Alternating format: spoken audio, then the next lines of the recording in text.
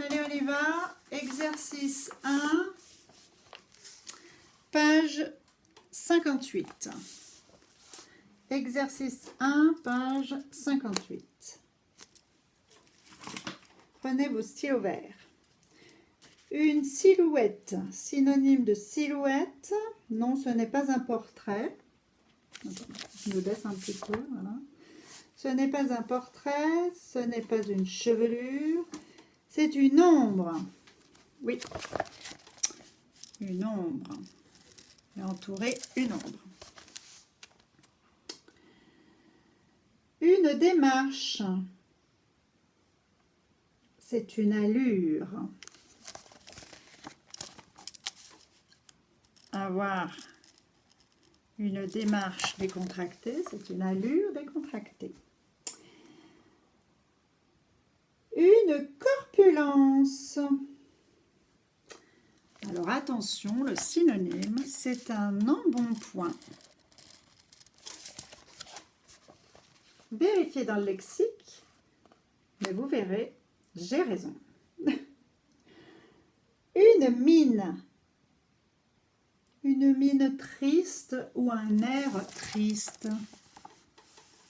Donc, c'est un air ici. Une figure. Qu'est-ce que c'est que la figure? C'est un visage, bien sûr. Synonyme, un visage. On passe à l'exercice 2. Un corps élancé. Donc, il fallait mettre un corps svelte. S-V-E-L-T-E. Alors, vous, bien sûr, vous avez écrit un corps svelte ici. Hein? Tout le groupe nominal, bien sûr. Un teint allé, un teint bronzé. Bronzé. Un visage blême, un visage blafard. Hein? Un peu blanc, blême, blafard. Blafard. Une voix rauque, ça on l'a vu. Une voix éraillée. Ici, on va pas mettre une voix bronzée. Hein. Une voix éraillée. Et en plus, c'est féminin, ça peut nous aider. Il y a un E à érailler, regardez. Donc, quelquefois, vous pouvez vous aider en regardant comment s'écrit le mot. Un garçon fluet, un garçon chétif. Il n'a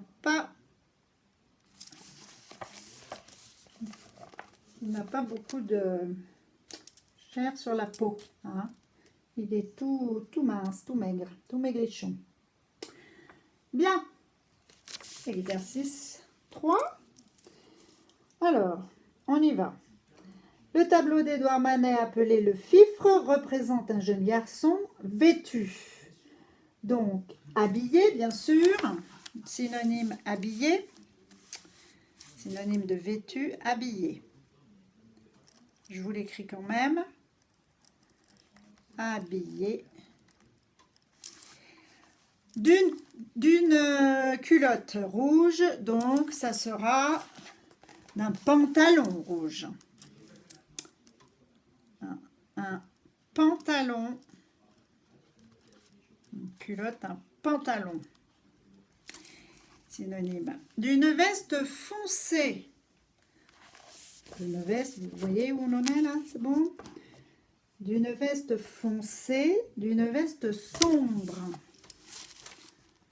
Sombre. Et coiffée d'un chapeau. Allez.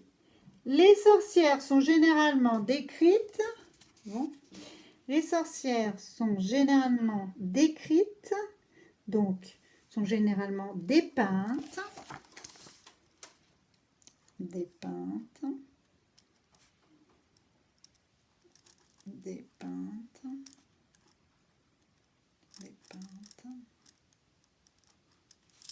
Voilà. Ce sont les sorcières, donc. C'était facile car des peintes, c'est au féminin et au pluriel. Ok. Donc, sont généralement dépeintes comme, on en est, comme des individus horribles. Donc, individus, on va changer par comme des êtres. Des êtres, vous savez, les êtres vivants. Et bien, comme des êtres horribles. Alors, horrible, eh bien, le synonyme c'est hideux. Hideux. Hideux. Ayant, je continue, ayant un visage, alors visage, bon, une figure, ayant donc une figure, synonyme de visage, ayant un visage blême, alors blême, le synonyme blafard, blafarde, puisque c'est une figure, donc vous voyez, blafarde, il y a bien un E, c'est bien féminin, c'est bien celui-ci qu'on met, blafarde.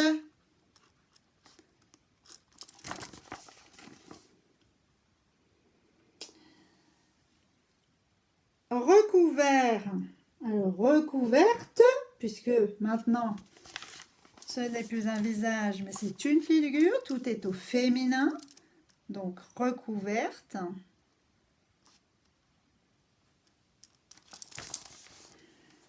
Recouverte. Ah ben non, là ils ont mis couverte par contre, excusez-moi. C'était recouvert de pustules, mais là il n'y a pas le re. Donc couverte. Couverte, pardon. Et oui, il y a couverte ici, il n'y a pas recouverte. Couverte de pustules, donc c'est de boutons. Il y a bien boutons. Oui, donc de boutons. Ok. Point. Alors ensuite, leur nez est busqué. Vous vous souvenez ce que je vous avais dit? Busqué, un peu comme mon nez. Busqué, ça veut dire recourbé. Donc, leur nez est recourbé. Recourt. C'est bien recourbé aussi, oui. Recourbé. Leur nez est recourbé et leur menton poilu. Alors, poilu, synonyme, eh ben, velu. Velu. Voilà. Bon, j'écris pas super bien, hein. Bon, je vous l'avoue. C'est bon, mais vous avez tout juste. De toute façon, tous les mots sont ici, hein. Donc, si vous ne comprenez pas ce que j'ai écrit, à la limite, reportez-vous aux mots qui en bleu. Allez, on continue avec la page 60. La page 60, les niveaux de langage. On y va. Premier exercice, il fallait cocher. Alors, il a le nez rouge. Il a le nez rouge. Bon, bah. Ah bah, c'est déjà marqué, langage courant. Ok. Alors ensuite, il a le pif rouge. Alors, c'est la même chose que nez, pif, sauf que c'est en langage familier, bien sûr. Elle avait un visage bizarre. Visage bizarre, cette phrase est en langage courant. Il a les cheveux ébouriffés, langage courant. Elle avait une tronche bizarroïde. Alors, apparemment, c'est pour nous la faire comme celle-ci. Elle avait un visage bizarre, elle avait une tronche, donc visage, tronche, familier bien sûr, hein. C'est un langage familier, et bizarre, bizarroïde. Donc, tout ça, c'est en langage familier. Il a les cheveux en pétard. Alors, c'est comme il a les cheveux ébouriffés. Langage courant ébouriffé, mais il a les cheveux en pétard. C'est plutôt un langage familier, bien sûr. Ok. Ensuite, il s'est fait, exercice 2, pardon. Exercice 2, page 60. Il s'est fait couper les cheveux. Alors, si on cherche le langage familier, le mot en haut, paluche, tif, panard, costaud, quenotte ou palichon, d'accord, ce sera tif. Il s'est fait couper les tifs. Tif. Voilà. Il est corpulent. Bon, il est costaud, hein. Ah oui, costaud en langage familier. Il est costaud. Il a de grandes mains. On dit des grandes paluches. Il a de grandes paluches en langage familier. Excusez-moi pour la tête, je pense que vous, en faisant comme ça, vous voyez le dessus de ma tête. C'est pas terrible, hein. Non, c'est pas terrible. On continue. Il avait d'énormes pieds. Alors, il avait d'énormes pieds. Les pieds, c'est les panards. Il avait d'énormes panards. En langage familier, bien sûr. Elle a le teint pâle. Elle a le teint palichon. Elle est palichotte. Elle a le teint palichon. Et sa première dent vient de sortir. Quand on parle à des bébés, on leur dit « Oh, t'as des jolies petites quenottes !» Eh oui, quenottes. En langage familier, pour dire dents. Allez, on continue avec l'exercice 3. Classe les mots dans la colonne qui convient. Allez, on y va. Donc, on a déjà les 3 premiers. Des vêtements, des fringues et une toilette. Alors, dans le langage familier, on va mettre des fringues. Des fringues. Hein, ça se dit pas trop. Hein. Des fringues. Alors, en langage courant, des vêtements. Des vêtements. Et une toilette pour langage soutenu. Comme le roi. Le roi mettait sa toilette. Le roi et la reine. Donc, ils avaient de belles toilettes. Bien, alors une toilette, langage soutenu.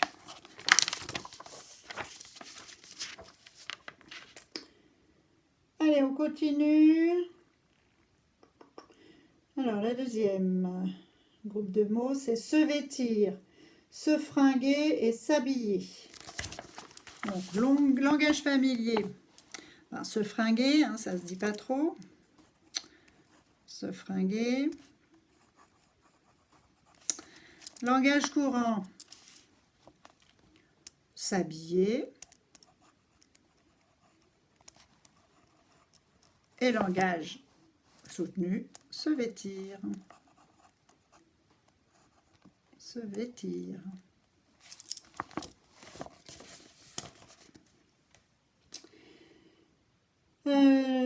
Ensuite, troisième groupe de mots, crade, malpropre et sale. Alors, On est d'accord que le langage familier, ça va être crade. D'ailleurs, ça ne se dit pas trop, mais enfin bon, c'est toute crade. Crade. En langage courant, ça sera sale. Tu es sale. Et en langage soutenu, malpropre. Malpropre.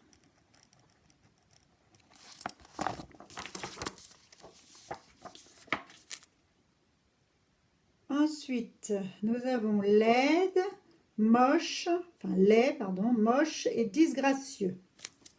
Alors, quelqu'un de laid. Attendez, je me trompe pas. Hein, non.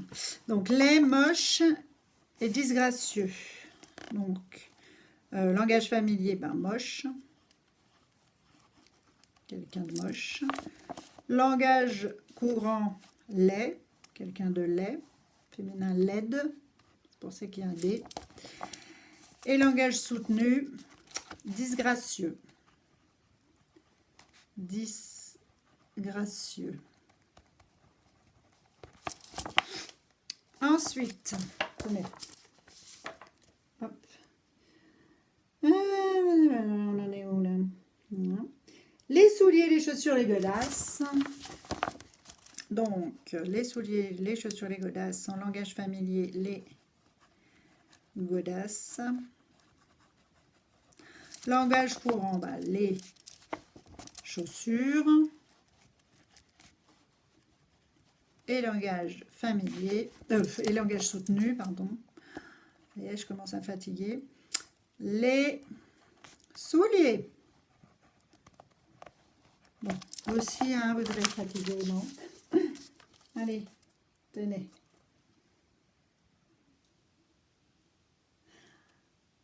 Je vous laisse corriger. Bon, ben non, on va pas terminer tout de suite parce que j'aurais aimé qu'on fasse quand même une petite division. Hein? Ensemble. Donc, nous allons faire une division. Je vous retrouve tout de suite pour la division et la correction de la division. Tout de suite.